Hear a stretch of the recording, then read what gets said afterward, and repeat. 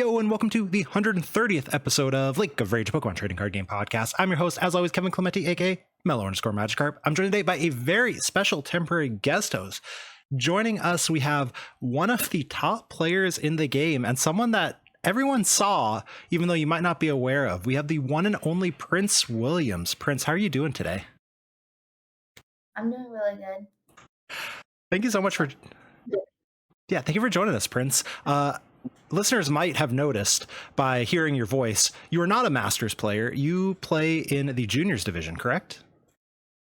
That is correct. I am 11 years old, and I am the Juniors Division #1 in US and Canada. How do you compare in the world? I am second in the world. Awesome. So some of your accomplishments, because I asked you to send me some, and these are the biggest ones. You picked 4, just like a stream. And this is, listeners, are you ready for this one? We have the 2023 LAIC champion, the 2023 NAIC finalist, the winner of Orlando Regionals, and the 2023 World's Top 4 finisher. Prince, how have you just done so incredibly well to do all these amazing things in the game? I practice a lot and prepare for the tournaments. I practice a lot and prepare for the tournaments with my dad. Go to a bunch of cups to get ready for the tournaments, and it just pays off. It's clearly paying off, because that is incredibly impressive. Those things can only be matched by a couple of the best players in the game, you know, the Tord Reklevs of the world, right? So you're doing incredibly well. How long have you been playing the Pokemon trading card game? Started playing competitively in March of 2021 or 2022. That was the first regional I went to in Salt Lake City. I didn't do that well, but my dad thought I did, so we went to EOIC next, and I top 8'd. So you top 8'd your second ever event. Yes, that is correct. I top 8'd the EOIC in Frankfurt, Germany.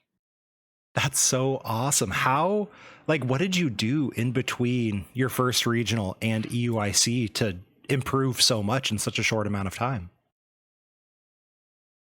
At my first regional, I met a friend. His name was Aid, and then he introduced me to one of his friends. His name is Polaris. His dad owns a card shop named Tabletop in Seattle. So they both helped me prepare for EOIC. That's so awesome. So the friendship is really what kind of got you going in this, isn't it? Yeah, he's one of my best friends now. And of course, listeners, you might recognize the Tabletop Village. You know, shout out to one of the sponsors of the podcast. You've heard the ads in the middle of use code MELLOW5 for 5% off tabletopvillage.com. But what makes you keep playing the Pokemon trading card game, Prince? Joy out of the strategy of the game and really just the community. It's great. Make a lot of friends. That's what keeps me going. Do you play any other games competitively? I don't play any other games competitively or card games, anything like that. Okay, so you're focused entirely on Pokemon. No, so I also create music on my laptop by chopping up other songs and creating new ones.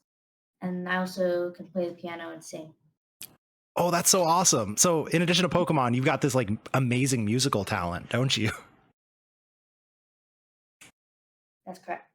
Do you want to do music in the future? After I'm a senior, or once I become a master, I think I'll stop playing Pokemon and pursue becoming a music creator or an artist. That's awesome. Why when you're in Masters? Is it just because of the age you'll be, or is there another reason? Pretty much just the age. Okay, that makes sense. What is your favorite deck that you've ever played? I love playing really hard decks that challenge my brain Hmm. because it's just really fun when I do cool stuff. So, probably my favorite deck that I played would be Mewtwo Union Control.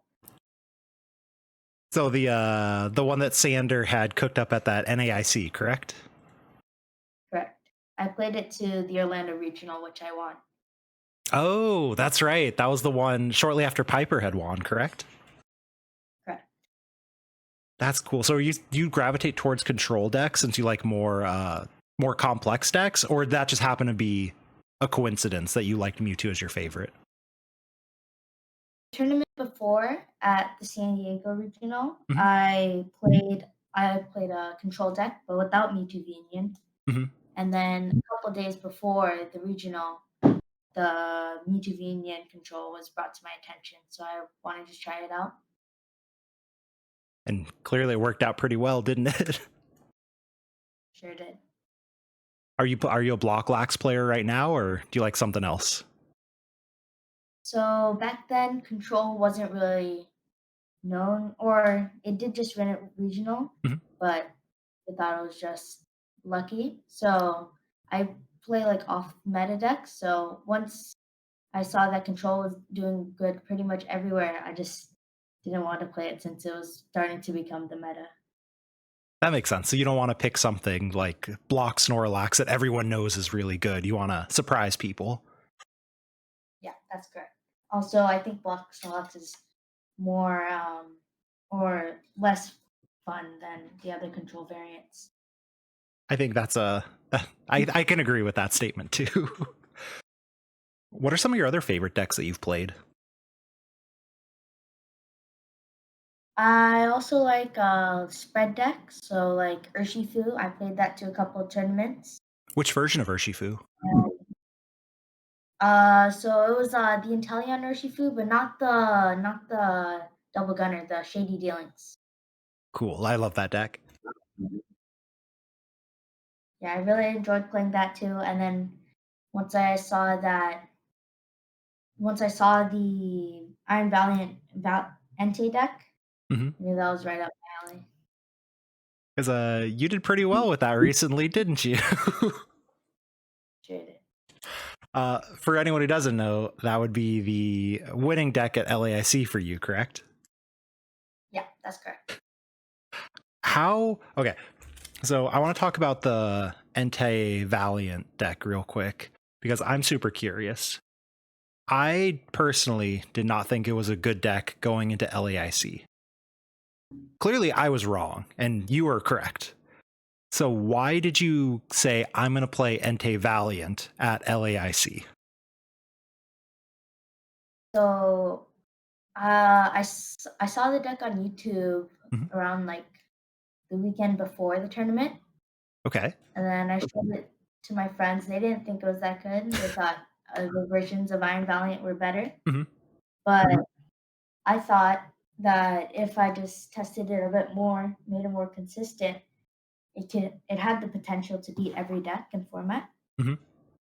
So that's what happened. And then going into or a couple days before the tournament, my coach played or the day before the tournament, my coach played against Entei Valiant deck, and said it wasn't that good. I I saw I saw it on stream doing really good, so I still hoped that it would be a good pick. For everyone, who is your coach? My coach is Mark Dizon. Perfect. I think we'll talk about Mark a little more later because I know he's been coaching you for a while, right? Yeah, he started coaching me the after NAIC Mhm. before the Worlds 2022. Did you make that Worlds? Yeah, so that's the one that I got top four. Oh, perfect. Okay, awesome. So you played Entei Valiant, favorite deck. What are some of your favorite accomplishments that you have in the Pokemon trading card game? I would say one of them would just be Worlds, that Worlds top four in 2022. that because it was my first top four and it was at a really big tournament. Hmm. And after my first match of top eight, I had my whole team cheering for me. What deck did you play in that tournament? At that tournament, I played Arceus Mewtwo Union or the Arc Reactor. Arc Reactor. Wait, I've never heard that name. Did you come up with that? Yeah, they hand out like sheets of your accomplishments and what you would call your deck, Hmm. and we were brainstorming on that day and we called it the Arc Reactor. I am so happy that you played Arceus Mewtwo V Union to that tournament because that was the last Worlds I competed in, and I really liked that deck. I didn't play it, but I'm so happy you did so well with it because it was so fun. Yeah, it's so good because you only have four basic Pokemon, Hmm. for Arceus, so you never have a bad starter. What are some of the other? Because there's a lot. You've made a lot of top cuts. You've won, regionals and an IC. What's another tournament that you're like, oh, this one was really fun, or something that I'm really proud of? I think I was just really proud at LEIC after I won because not a lot of people believed that I was going to do good. So once I showed them that they were wrong, that made me really happy. Yeah, what did your coach? What did Mark say after you did so well with the deck that he said was not good? He admitted that he was wrong, and he said the one thing that he helped me during the tournament was that not playing control because I played it to the tournament before and I did not do very well. What version of Control was that? That was block lax. Okay. So he talked you out of block lax. Yes, that's correct. So how do you prepare for events? Because you go to a lot of tournaments. How are you, like, where are you practicing? How are you practicing? Who are you practicing with? Like, what does it look like for you to prepare for an event? So around 2 weeks before an event, I if if there's a new format, it the set normally comes around 2 weeks before the event. Hmm. So that's normally when I start brainstorming decks. My coach might give me some ideas, or from my friends, I might get some ideas Hmm. to build off of. Then I play like around 5 hours of Pokemon Live every day because I think it really helps. Yeah. And also, we go to a bunch of cups, and then I get coaching sessions from my coach sometimes too. So I have to ask, what is the highest rank you've gotten on Pokemon Trading Card Game Live? The highest rank would probably be around, or actually, I don't know what Pokemon it was, but I think I got to around 800. Not that high. Okay. So you're putting a lot of time in, but I mean, it takes a while to actually get up there on live. When you're saying you're playing 5 hours a day, are you playing the same deck over and over again? Or are you like switching up your decks a lot? So, since at the start of a format, there's normally like at least two new decks Hmm. and then new cards that add into or existing decks. I normally spend around an hour or 2 hours on one deck and then going to another one to see if that one's better or if the other one was not as good.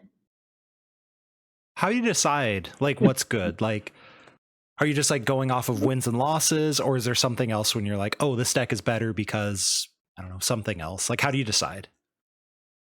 So a matchup spread is really what goes into it Hmm. because in tournaments, it's really just about what you or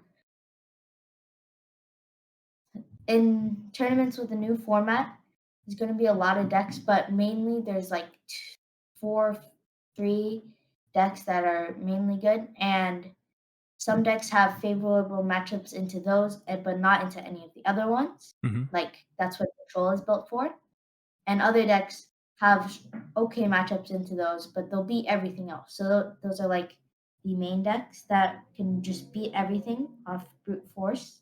Yeah. So normally I go off which deck's better against the top decks. How do you decide for juniors what decks you're expecting people to play? So in juniors, there's a couple of really good players which will play like Lost Box because that's pretty hard deck, Hmm. and like Urshifu sometimes. But against most juniors, they'd play around like the more simpler decks like Lugia or at this tournament Roaring Moon Hmm. or Rhydon because those are more simple. So that's what I expect. Okay. So for any like parents or other juniors that might be listening, it's usually for you. Like I'm expecting most people to play a deck that's a little easier to play, but then the top juniors, like you said, Lost Box as the example, but playing a harder to play deck. Yeah, exactly. Okay. And then how do people prepare for you if you're always going to play a deck that no one's expecting? So a lot of people expect me to play control. Hmm. So like for instance at EUIC, I know I had a friend that, or I knew some people that were putting in more switches or stuff to deck around me, but I didn't end up playing control. So I normally pick a new deck every tournament unless I do like really, really good with it. Hmm. I think it's still viable because most of the decks that I play are no one knows how to play the matchup.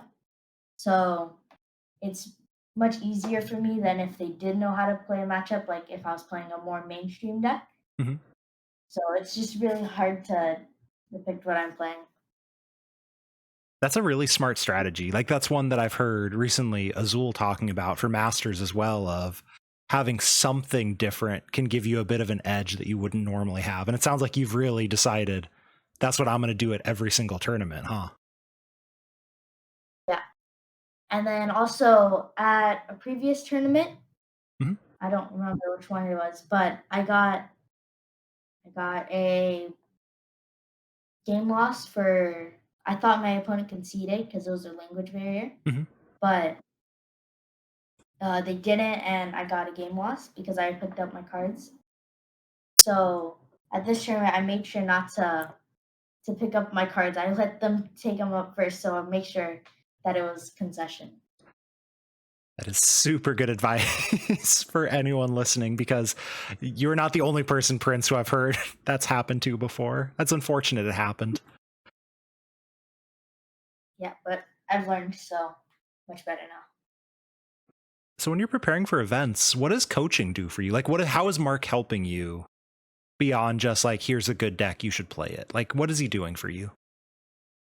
So he gives me a lot of flexibility through the decks that I get to play. Hmm. He gives me like a lot of decks that he sees doing good from Japan that he hasn't seen anywhere else.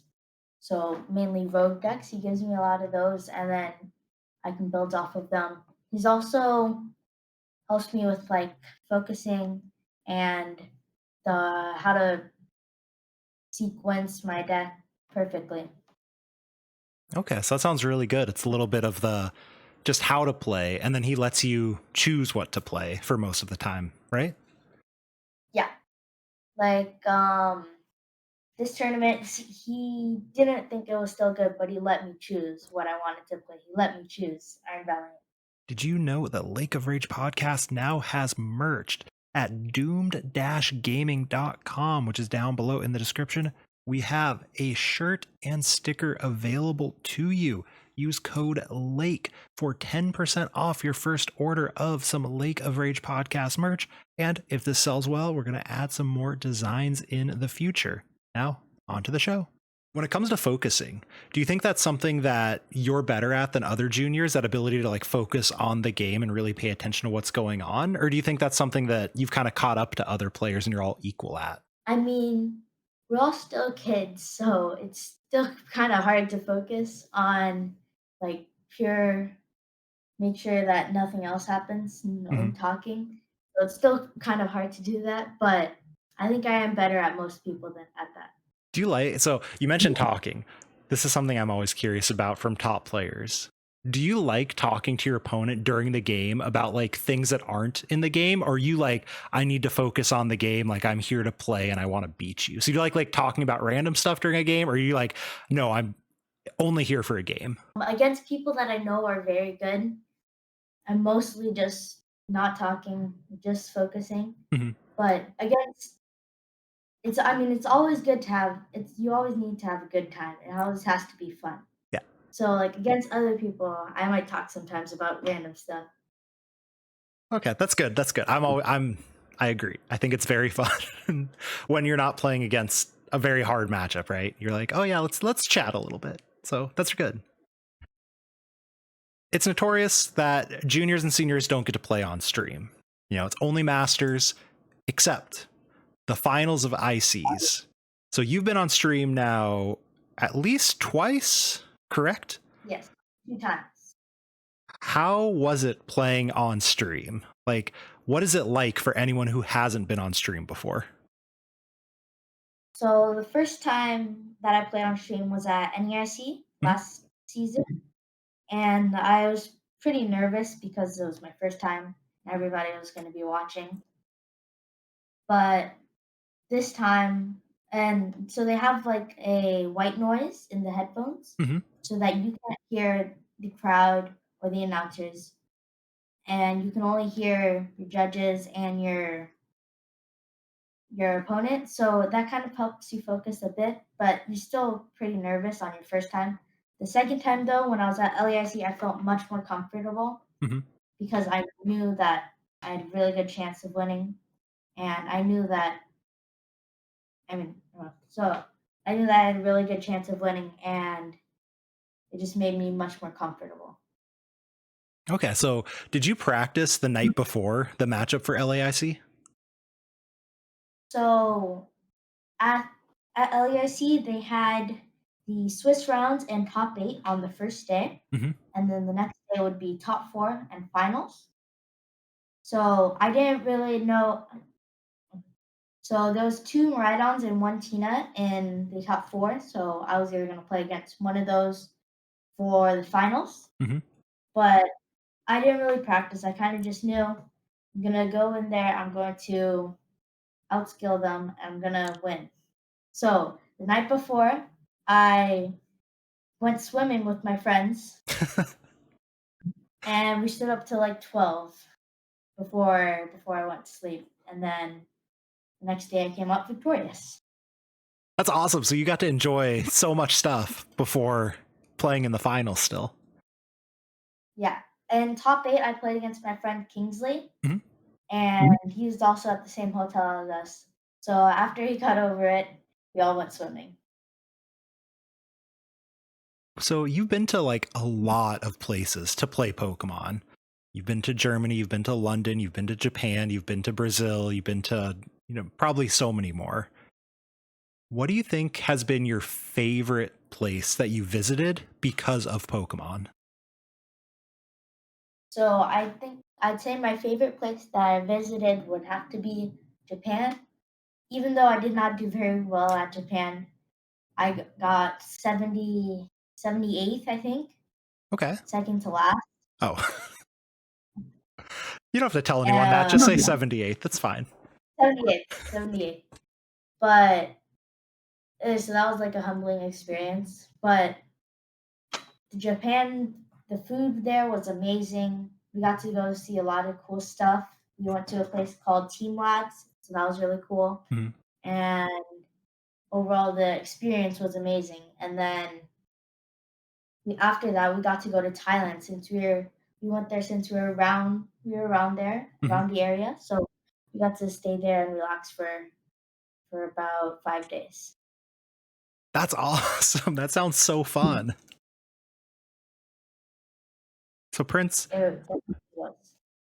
is there anything else that you're like, oh, I didn't bring this thing up that you think anyone should hear? Or do you have any advice for other, probably parents of juniors or juniors that are listening?